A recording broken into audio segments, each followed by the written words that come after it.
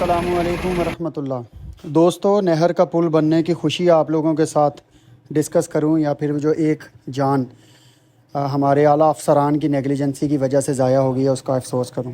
البتہ جو بھی ہے، چند دن پہلے اسی پلیٹ فارم کے اوپر جو ہمارا نہر ہے اس کا پل ٹوٹا ہوا تھا، جس کی وجہ سے ایک کرسچن بھائی جو کہ مری آباد جا رہا تھا اس میں گر کے جاں بحق ہو گیا، اور ہم نے ایک ویڈیو بنائی جس میں آپ سب لوگوں کا بہت شکریہ، آپ لوگوں نے اس کو شیئر کیا۔ وہ ویڈیو جو کنسرن ریلیونٹ آفیسرز تھے ان تک پہنچی، اور اس کے بعد ان کی ایک ٹیم نے موقع کا وزٹ کیا، اور اس سانحے کی جب روٹ کال انالیسس کیا گیا تو اس کے بعد ان کو اندازہ ہوا کہ انہی کی نیگلیجنسی ہے، جس کے بعد راتوں رات حکومت کی مشینری ایکشن میں آئی اور وہاں پہ جو انتظامی اقدامات ہیں وہ شروع ہو گئے۔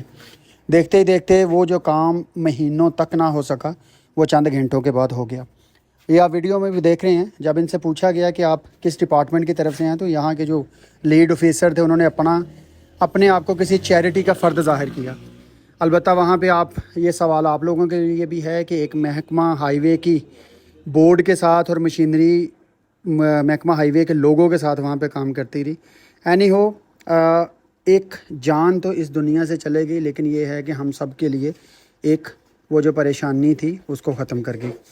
آپ لوگوں کے سامنے ہیں، آپ دیکھ سکتے ہیں کہ یہ رات کے پچھلے پہر کام کیا گیا، تاکہ یہ ہے کہ جو علاقے کی سوالات کا جواب بھی وہ نہ دیں اور اپنے آپ کو سرخرو بھی کر لیں۔ اس کے بعد وہ جو ہمارے کرسچن بھائی مائیکل تھے، ان کی لاش بھی تقریباً 2 دن ریسکیو کے بعد ہمیں گنیا والا کے جو سامنے ہے وہاں سے ملی۔